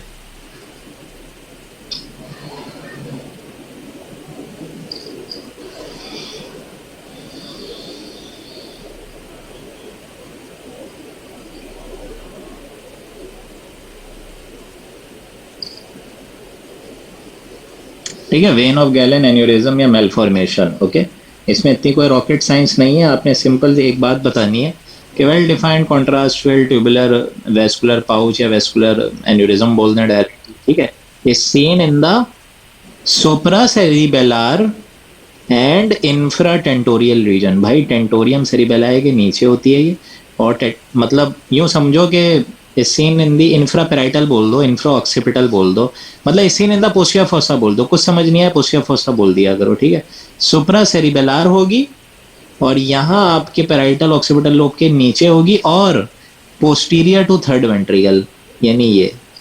क्लियर? ट्यूबुलर शेप्ड है।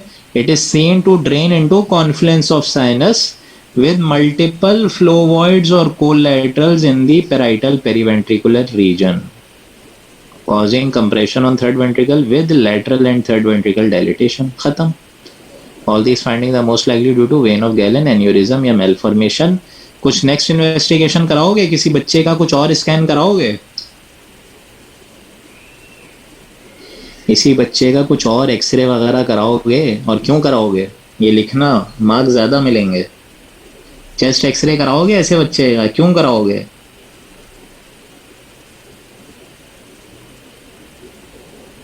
बताइए ना आप लोग, चेस्ट एक्सरे क्यों कराएंगे ऐसे बच्चों का?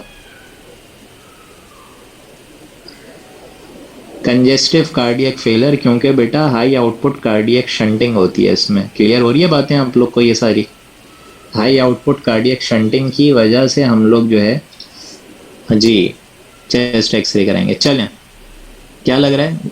अब देखो, बुनियादी फर्क आ रहे हैं। ठीक है, अब कैंसर्स पे आ गया हूं मैं। साइड वाली इमेज की डायग्नोसिस बताओ, और ये अब सिर्फ कैंसर्स हैं, तुम लोग को वो पता चल गई है डिस्क्रिप्शन। सिर्फ वो नाम बताओ कैंसर्स के। पहला कैंसर क्या है? एक मिनट जरा देना, मैं अपना जो, एक मिनट दीजिएगा आप लोग, मुझे दरअसल एक देखनी है कि स्लाइड्स कितनी रहती हैं, ताकि आप लोगों को उस हिसाब से मैं देख कर। बाप रे, बहुत ज़्यादा स्लाइड्स हैं यार, थोड़ा यार जल्दी जल्दी करना है। ठीक है ना? अभी अच्छी खासी स्लाइड्स हैं, और अल्हम्दुलिल्लाह अभी माशाल्लाह से सिर्फ 18 स्लाइड्स हुई हैं, टोटल 38 स्लाइड्स रहती हैं अभी। तो कोशिश करिएगा आप लोग सारे के सारे जो है अभी जोर लगा लें टाइट। ठीक है, क्योंकि फिर आगे जो है अभी आप लोग को मासेस भी रहते हैं, स्पाइनल कॉर्ड भी यार आज कराना है मुझे। चलो कोई मसला नहीं, कराता हूँ।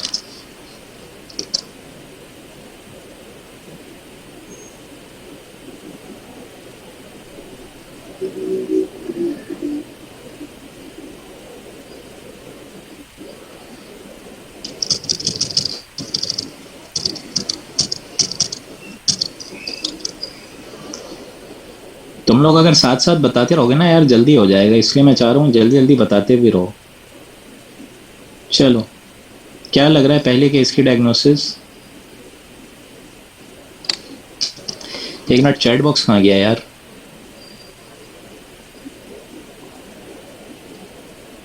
Wait wait wait, chat box में ढूंढ रहा हूँ, कहाँ चला गया? Okay, wait wait wait.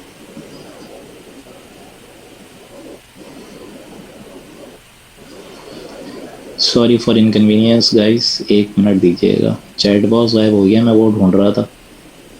चलो अब आप लोग, चैट बॉक्स अभी मिल नहीं रहा है, बिस्मिल्लाह करें यार, चलें जी। ये सेरिबेलर हेमेंजियोब्लास्टोमा है बेटा, ठीक है। कॉन्ट्रास्ट फील्ड एनहांसिंग लीजन है with mural enhancing nodule, cystic spaces. अभी मैं आप लोग की आवाज़ देख नहीं पा रहा हूँ, सुन नहीं पा रहा हूँ, क्योंकि चैट बॉक्स के साथ कुछ इशू हुआ है, तो मुझे नज़र नहीं आ रहा, पता नहीं क्यों। तो बेटा पहली चीज़ आप लोग सेरिबेलर हेमेंजियोब्लास्टोमा देखेंगे। दूसरी चीज़ एनहांसिंग लीजन, ठीक है, enhancing lesion with calcification. Now ये सब कैल्सिफिकेशन आ रही है, is seen in the butterfly region causing compression on the corpus callosum and both frontal horns with surrounding edema। क्या बना रहे हो भाई? वो हेमेंजियोब्लास्टोमा था, तो अभी कैल्सिफाइड लीजन्स की मैंने क्या क्या डीडी आप लोग को बताई है, अभी आपको बताई है ना। ओलिगोडेंड्रोग्लायोमा, पी नेट, डी नेट, ये सब समझाया है ना, ओके, ये सब आप बताएंगे। इन दोनों में अपर 2 इमेजेस और लोअर 2 इमेजेस, अब खैर लिखा हुआ भी है आप लोग के सामने। अपर 2 इमेजेस में क्या बताएंगे? अब सब मैसेज पढ़ा रहा हूँ मैं आप लोगों को जल्दी, ठीक है। मैं चाहता हूँ ये कराने के बाद आंखों की चीज़ें कराऊँ, फिर नाक और कान की चीज़ें कराऊँ, और स्पाइन की। Well defined contrast field, well defined soft tissue density enhancing lesion is seen involving the roof of fourth ventricle, ठीक है। ये जो कॉलम है ना, ये कॉलम एक ही है, ये अगर आप लोग देखें ना इस तरह, ये 1 इमेज और ये 2 इमेज, ये seen involving the roof of fourth ventricle, ठीक है, causing it significant distension with specks of calcification and appearing hyper dense on CT scan. ये हाइपर डेंस सीटी पे जो भी चीज़ है वो मेडुलोब्लास्टोमा है या लिम्फोमा है। हाइपर डेंस जो भी चीज़ है सीटी पे मास में, वो मेडुलोब्लास्टोमा है या लिम्फोमा है। मल्टीपल सिस्टिक स्पेसेस होंगी, सराउंडिंग एडिमा होगा, और अच्छी खासी वेल डिफाइंड सिग्निफिकेंट डिलेटेशन होगी, और लेटरल वेंट्रिकल थर्ड वेंट्रिकल की जो है बैलूनिंग हो जाएगी, पेरीवेंट्रिकुलर सीएसएफ सीपेज हो जाएगी, ये रूफ में जाएगा, ठीक है। इसके बाद ये वाला जो स्कैन है, ये ऊपर के बजाय नीचे आ रहा है, floor of the fourth ventricle में नीचे गया, और इसने स्पाइनल एक्सेस से क्रॉस होकर ब्रेनस्टेम के जरिए से नीचे न्यूरोस्पाइनल एक्सेस तक चला गया। ये फ्लोर ऑफ द वेंट्रिकल पर है, इसमें ज़्यादा सिस्टिक स्पेसेस होंगी, ये सीटी पे या एमआरआई पे हाइपरडेंस या हाइपर इंटेंस नहीं आएगा, ये एपेंडाइमोमा है। और एपेंडाइमोमा जब भी हो जाए आप NF2 देखेंगे। किन चीज़ों के लिए? MISME lesion, multiple inherited schwannoma, meningioma, okay. चलें, क्या लग रहा है जी?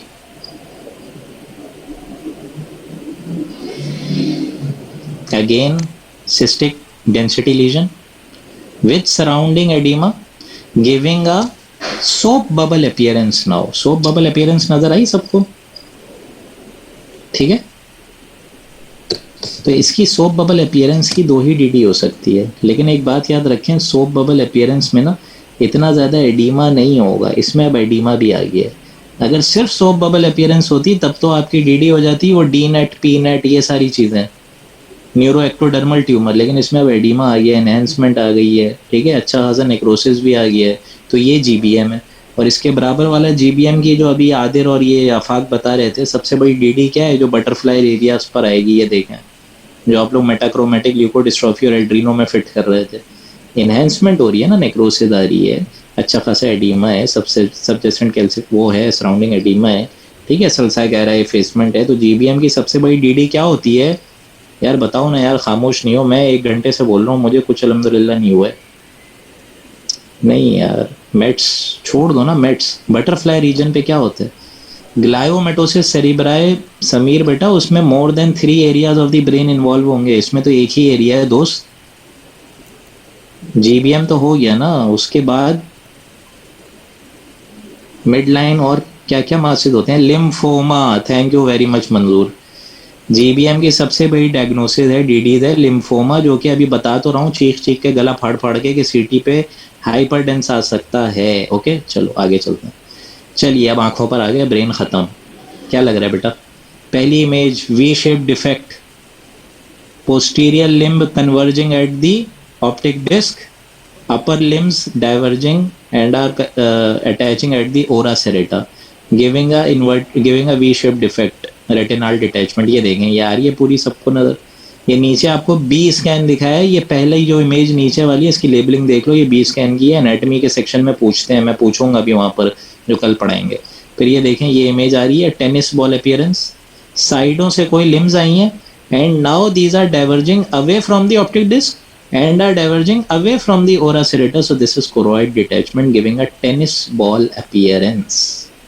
ठीक है, पोस्ट ट्रॉमेटिक में भी हो सकता है, रेगोमेटोस भी हो सकती है इन ओल्ड एज में, और डायबिटीज की वजह से भी। चल लें आंखों के दोनों लीजन, क्या लग रहा है आंखों का ये लीजन कौन सा है, ये लीजन कौन सा है,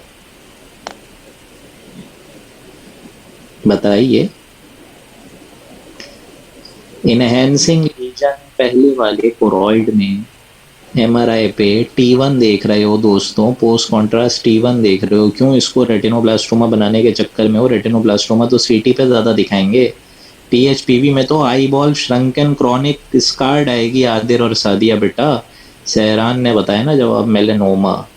well defined mulberry shaped lesion is seen in the choroid. पिछले 4 दिनों से मैं गला फाड़ फाड़ के बता रहा हूँ कि T1 पे 5 चीज़ें आती हैं, white blood, calcification, protein, fat और मेलेनिन। मेलेनोमा, कोरॉइड मेलेनोमा है ये। अब जब भी आप लोग कोई भी चीज़ बताएं सुन लीजिए, ये जो भी होती है ना आई ग्लोब, ये आई ग्लोब है, इसको कहते हैं इंट्राबल्बर।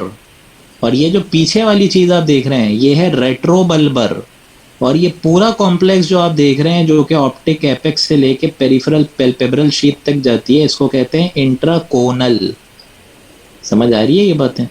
बल्बर, रेट्रोबल्बर, दोनों मिला दीजिए आप लोग, इंट्राकोनल। ये बातें क्यों बता रहा हूँ? क्योंकि यहीं से ही ऑप्टिक नर्व अंदर ब्रेन में जाती है और इन्हीं सेगमेंट का जो भी मास होगा वो एक दूसरे कंपार्टमेंट्स को इन्वॉल्व कर सकता है। ऑप्टिक नर्व के क्या क्या पार्ट्स होते हैं? एक तो ये बल्बर पार्ट या ऑप्टिक पार्ट जो कि उसके अंदर गया, फिर ये इंट्राकोनल पार्ट, फिर और जाएं इंट्रा कैनालिकुलर पार्ट जो कि ऑप्टिक कैनाल से जाता है, और पीछे चले हैं intracranial part. Clear? Choroidal melanoma के मेटास्टेसिस भी T1 फैट सेट इमेज या T1 पोस्ट कॉन्ट्रास्ट पे हाई आएंगे। और इस इमेज पे आ जाइए। अब आप बताइए, बिल्कुल सर बायलैटरल कैल्सिफाइड लीजन है, दोनों आई ग्लोब्स डिस्टॉर्ट हुई हुई है, और सर ये रेटिना से स्टार्ट हो रहा है। बिल्कुल बताइए, रेटिनोब्लास्टोमा इंट्राबल्बर पे। ठीक है, आपने बताया कौन सा रेटिनोब्लास्टोमा है। बायलैटरल क्या होता है, ट्राइलैटरल क्या होता है, क्वाड्रिलैटरल क्या होता है, किसी को पता है? रेटिनोब्लास्टोमा में बायलैटरल, ट्राइलैटरल, क्वाड्रिलैटरल क्या होता है? ये बायलैटरल है। फिर अगर ट्राइलैटरल हो तो कहाँ देखेंगे आप? सुप्रासेलर रीजन, वेरी नाइस, पिट्यूटरी। और अगर क्वाड्रिलैटरल हो तब आप देखेंगे, यार देखो सुनो, ये बायलैटरल है ना, सुन लो मैं बता रहा हूँ, तुम लोग मेरे भी कॉन्सेप्ट थोड़े ख़राब कर दोगे, मैं भी जल्दी में पता नहीं क्या क्या बोलता देता हूँ। यूनिलैटरल एक तरफ, बायलैटरल दोनों तरफ।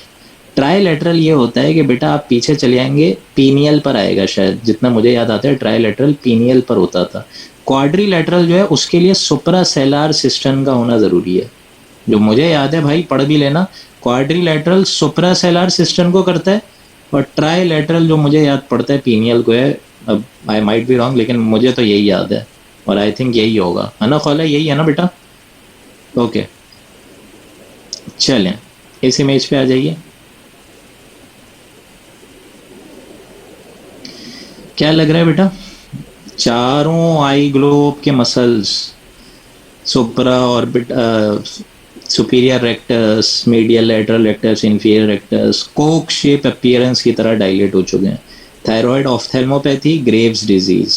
ठीक है, कोक बॉटल साइन, लेकिन वो कोक बॉटल मिलता है बेटा एक्सियल पर, जो पूरा जो बेली है ना वो पूरा यूं डायलेट होता है। और मुझे एक बात बताइए, यही कोक बॉटल अपीयरेंस या थायराइड ऑफ्थेल्मोपैथी के लिए आपने नेक्स्ट इन्वेस्टिगेशन तो करा दी, थायराइड प्रोफाइल, TSH टेस्ट वगैरह वगैरह, लेकिन इसकी सबसे बड़ी DD क्या होती है जिसमें टेंडन जो है इन्वॉल्व होता है?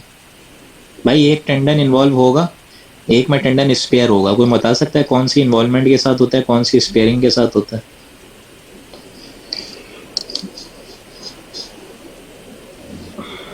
ठीक है, सूडो ट्यूमर में क्या होता है? टेंडन इन्वॉल्व होता है, स्पेयर होता है, ये पूछ रहा हूं मैं।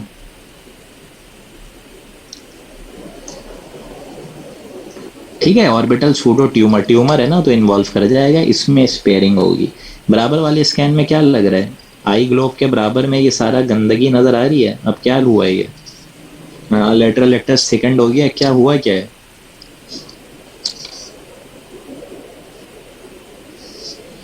ये केस है बेटा, फंगल नहीं बताओगे, सिर्फ बताओ साइनोसाइटस हुआ है सर बस। फंगल ठीक है, सही कह रहे हो, इंट्राक्रेनियल यहाँ जो स्फिनॉइड है उसमें ये हाई लीनियर सिग्नल इंटेंसिटीज आ रही हैं, लेकिन क्या पता ये क्लॉटेड ब्लड भी हो ना, कुछ कह नहीं सकते। फंगल ज़्यादातर बायलैटरल भी कर सकता है, ठीक है, इसमें एक यूनिलैटरल है, आंखों का साइड गया है उधर, ठीक है।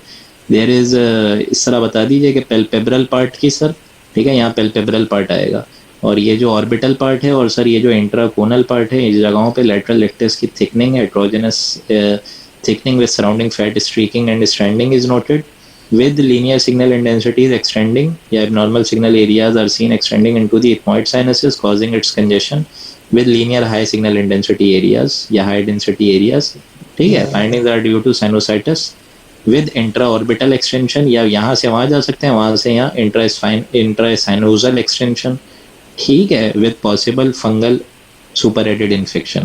चलें, क्या लग रहा है? दो ही ट्यूमर पड़े हैं ना आई ऑप्टिक नर्व के, क्या क्या पड़े हैं इसमें? देखें थोड़ी किंकिंग भी आ रही है ना, थोड़ी बहुत किंकिंग। इधर देखें एक डम्बल शेप लीजन भी आ रहा है ना। तो इंट्रा रेट्रोबल्बर इंट्रा कोनल पार्ट में आ रहा है, रेट्रोबल्बर, ठीक है, इंट्रा कोनल पार्ट में आ रहा है, abutting the medial rectus, abnormal signal intensity with thickening and kinking of the optic nerve. तो ये ऑप्टिक नर्व ग्लायोमा है, इसमें जो है किंकिंग थिकनिंग ये सारी चीज़ें मिलेंगी। और ये जो बराबर में ये आ रहा है, ये कौन सा लीजन है जो इसके बराबर में नज़र आ रहा है आपको? ऑप्टिक नर्व ग्लायोमा की डीडी क्या है? Meningioma, enhancing lesion with broad base, ठीक है, with patent and intact optic nerve giving a tram track appearance. ये बता देना प्लीज, ट्रैम ट्रैक अपीयरेंस का नाम ले लेना, इसके मार्क्स होते हैं, ठीक है। इंटेंस एनहेंसमेंट होगी, ड्यूरल टेल मिल सकती है, ठीक है, मेनिंजियोमा, ऑप्टिक नर्व मेनिंजियोमा, और इसी की वजह से इसके अंदर ऑप्टिक कैनाल की डायलिटेशन होगी। अफा की मदर इन लॉ साइन बता रहा हूँ मैं, एक मिनट रुक जाओ। ऑप्टिक कैनाल के अंदर डायलिटेशन होगी मेनिंजियोमा की, कैल्सिफिकेशन भी इसके साथ मिलेगी, और मदर इन लॉ जो आफाक साहब बता रहे हैं वो बेटा एंजियोग्राफी का साइन है। मेनिंजेस में ब्लड वेसल होती है ना, ड्यूरा में मेनिंजेस में ब्लड वेसल होती है, तो जब आप एक आर्टीरियल फेस कराते हैं तो इंटेंस अपटेक मिलेगा, और वो अपटेक देर तक रहेगा due to hypervascularity of the lesion. तभी तो एमआरआई देखो ना, पोस्ट कॉन्ट्रास्ट पे कितना इंटेंस एनहांसमेंट होता है ये लीजन, तो वो देर तक रहेगा। देर तक रहने से मुराद क्या है? वो रहेगा और उसके बाद डिलेड पर भी वो रहेगा, ठीक है। मदर इन लॉ क्यों कहते हैं? हम आमतौर पर जो सास होती हैं, नो रिग्रेट्स विद एनी खवातीन, तो सास आती जल्दी है और जाती देर से हैं। आफाक शादीशुदा हो? तस्बीह आप भी शादीशुदा हैं? ठीक है, याद रखें हमारी जो सास हैं वो तो अल्लाह ताला, बस छोड़ दीजिए आप। ये एक ऐसा कानून है खुदाबंदी का कि जजेस भी इसको सही नहीं कर सकते हैं, छोड़ दीजिए, ये अलग ज़ाहिर बहस हो जाएगी। चलिए इस इमेज पे आ जाइए, क्या लग रहा है बेटा? स्टीपल साइन, एपिग्लोटाइटिस नहीं, लेरिंजोट्रैकियोब्रोंकाइटिस जिसका दूसरा नाम है क्रूप, थंब शेप अपीयरेंस, ठीक है, omega sine, yes, epiglottitis, well defined cystic density lesion in the sternocleidomastoid, मतलब inferior to sternocleidomastoid and lateral to the carotid sheath, posterior to the ramus of mandible, brachial cleft cyst। ये देख लो, ये normal anatomy, ये images ले लो इनकी तस्वीर बेटा, क्योंकि ये काम आएंगी आपको। आगे चलते हैं, किसी बच्चे का कोई मैसेज आया क्या? एक्सप्लेन कर दें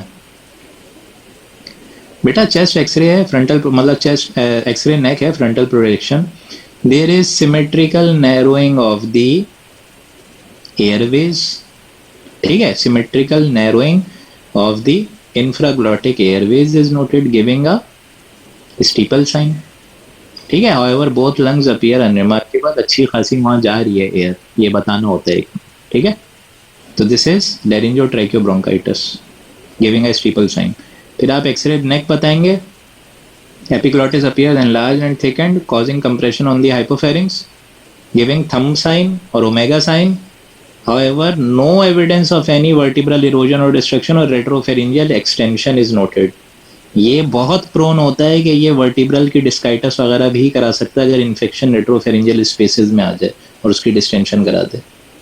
आखिरी वाला मैंने बता दिया, सिस्टिक लीजन है just below the strap muscle, sternocleidomastoid muscle, posterior to ramus, lateral to carotid sheath. बस finding the most likely due to brachial cleft cyst. Next हो सकता है नेक्रोटिक लिम्फ नोड हो सकता है, एब्सेस हो सकता है, ठीक है, एब्सेस भी हो सकता है।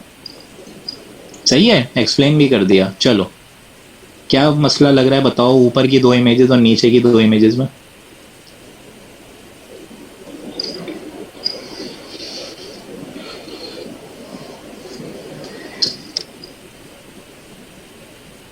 ऊपर की 2 इमेजेस नीचे की 2 इमेजेस में क्या फर्क लग रहा है? कैरोटिड बॉडी ट्यूमर, क्या बताएंगे ये तो बताएं। कोई स्प्लेइंग वगैरह का नाम सुना है? लायर साइन का नाम सुना है?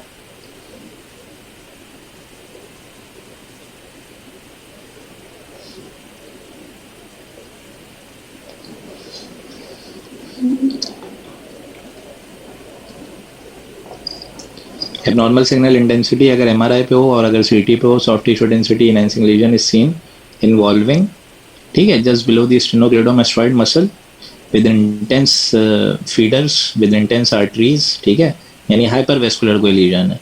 Laterally it is abutting the lumen, ठीक है, however without evidence of invasion. Posteriorly it is abutting the vertebral muscles and laterally it is causing significant skin bulge, ठीक है। फिर इधर आ जाइए, there is splaying of the external and internal carotid artery giving lyre sign positive. ये झूठा sign नहीं है, लायर, इसकी स्पेलिंग है LYRE, लायर साइन पॉजिटिव। नीचे देखें, एक एबनॉर्मल सिग्नल इंटेंसिटी लीजन आ रहा है with multiple flow voids now in the jugular foramen adjacent to the CP angle with, इसका एक नाम है यार, छिड़कने वाला नमक, कोई नाम याद है इसका? सॉल्ट एंड पेपर, ठीक है, सॉल्ट एंड पेपर। ये जगह जगह जो फ्लोवॉइड्स है ना, ये समझ लो छिड़कता हुआ नमक है। Causing compression on the mid brain pons, ठीक है। अब खैर मिड ब्रेन पॉन्स तो बहुत ऊपर रह गया, मेडुला का लेवल है ये, ओके। कितने टाइप्स के होते हैं श्वानोमा?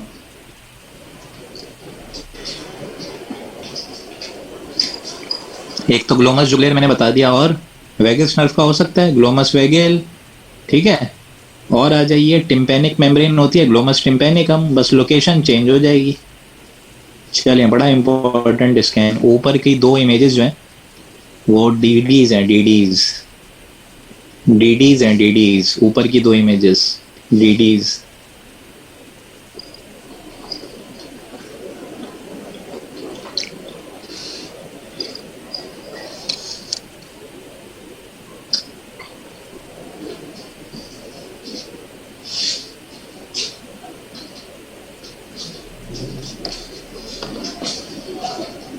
डीडी से मुराद, मतलब मैं डीडी अभी आपको बता रहा हूँ, ये देखें, well defined intense enhancing lesion is noted in the retroantral region. ये मैक्सिलरी एंट्रम है ना, रेट्रोएंट्रल बोल दो, नॉर्मल लेटरलिस बोल दो, इंफ्रा टेम्पोरल फोसा बोल दो, मसले की बात नहीं है।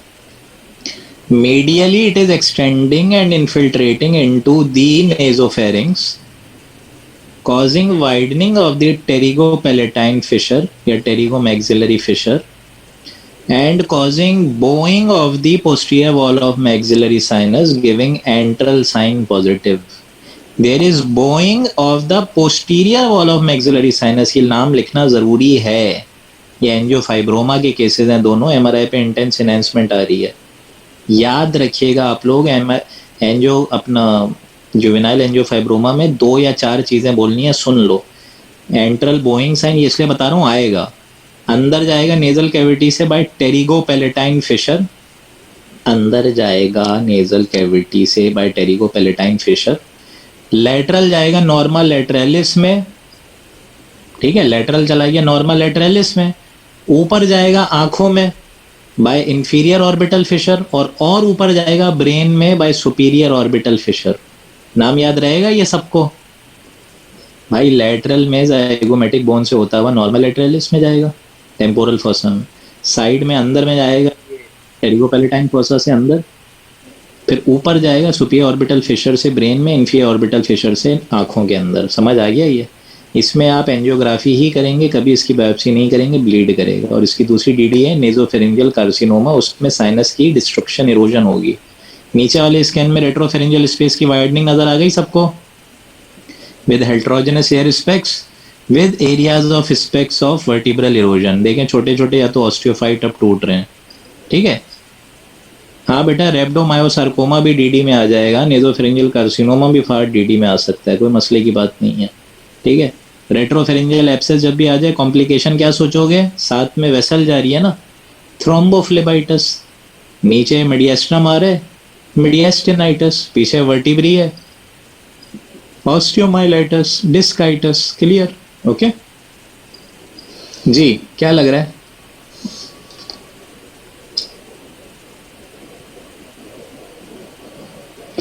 यार मेरे ख्याल से 8 मिनट रहते हैं और 8 स्लाइडें मैं ही बता देता हूँ, आप लोगों को तो बहुत टाइम लग रहा है इस तरह अगर मैं पूछने बैठ गया तो। रुकिएगा ज़रा,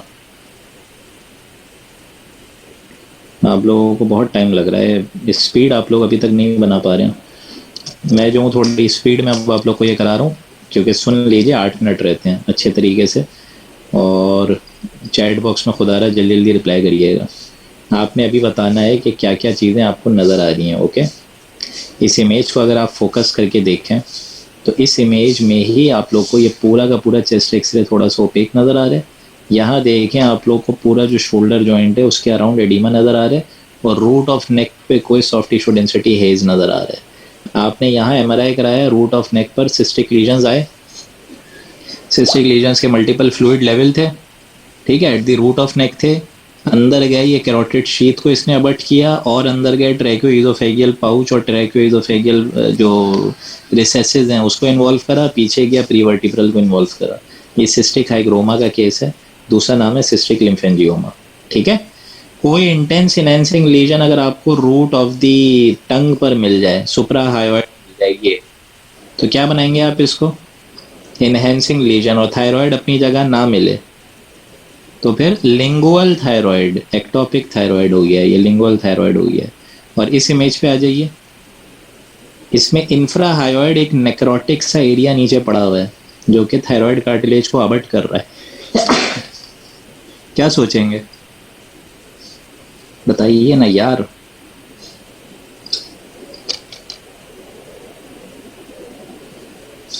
सिस्टिक लीजन है एनहेंसिंग वॉल के साथ, अभी एब्सेस डेवलप नहीं हुआ, अभी तो ये सिस्ट है सिर्फ।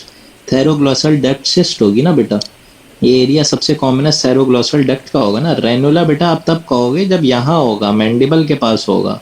कौन सी ऐसी रेनुला है जो हाइवाइड के भी नीचे चली जाएगी? लंगिंग रेनुला मरियम बेटा, यहाँ मैंडिबल के नीचे होगा। क्लियर है? डिस्क्राइब अब आप लोग कर दीजिएगा, मैं अब आप लोग की डिस्क्रिप्शन की डिटेल में नहीं जा रहा हूँ।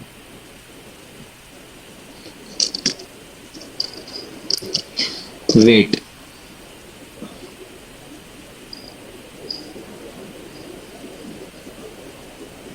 चलें 1 मिनट दीजिएगा ज़रा। ये एमआरआई और सीटी और एक्सरे पैरानेजल साइनसेस है बेटा।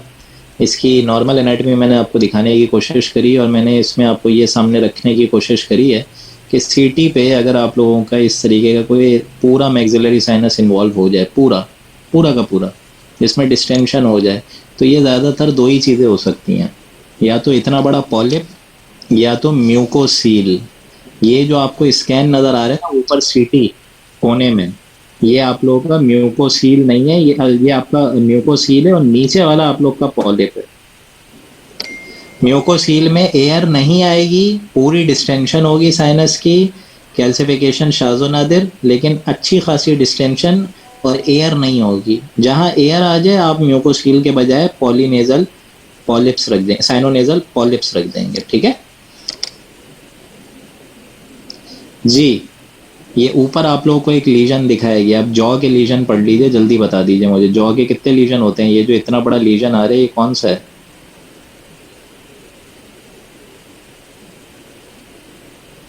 ठीक है, ये जो जॉ का लीजन आ रहा है यहाँ पे आप लोग को एक फ्लोटिंग टूथ साइन इसके अंदर नजर आ रहा है, या अगर मैं इसको यूं कहूँ तो बुरा नहीं होगा, crown of an unerupted tooth आ रहा है, नजर आया आपको?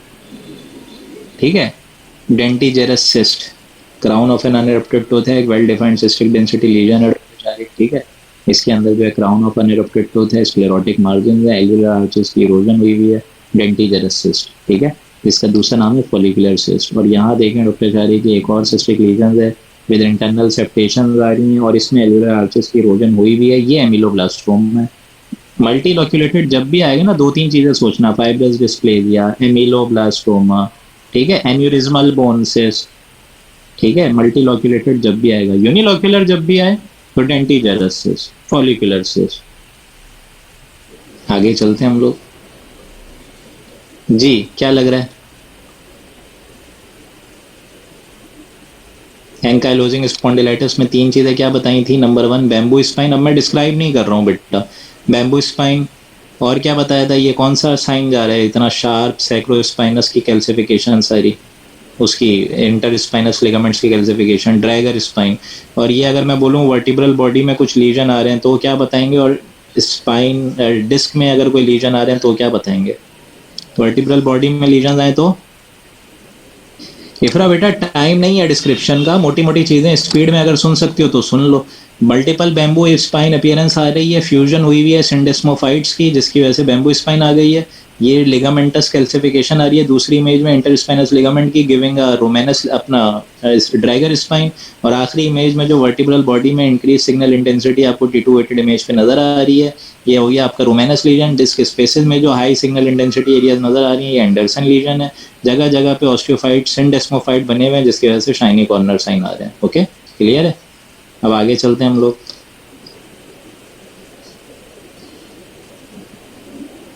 क्या लग रहा है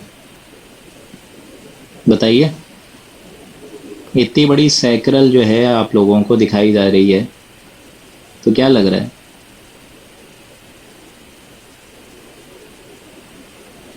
ये पूरा का पूरा जो आप लोग देख रहे हैं सॉफ्ट टिश्यू डेंसिटी हेज, जिसकी वजह से नीचे आप लोग को सैक्रम भी थोड़ी डिफेक्टिव लग रही है। और ये इतना मल्टीपल, मतलब यूं समझिए कि large lobulated soft tissue density haze आ रहा है extending from the buttock region, ठीक है, involving the pelvis and perineum. ये पूरा का पूरा जो है ये सैक्रोकॉक्सिजल अपना वो हो गया है, क्या कहते हैं,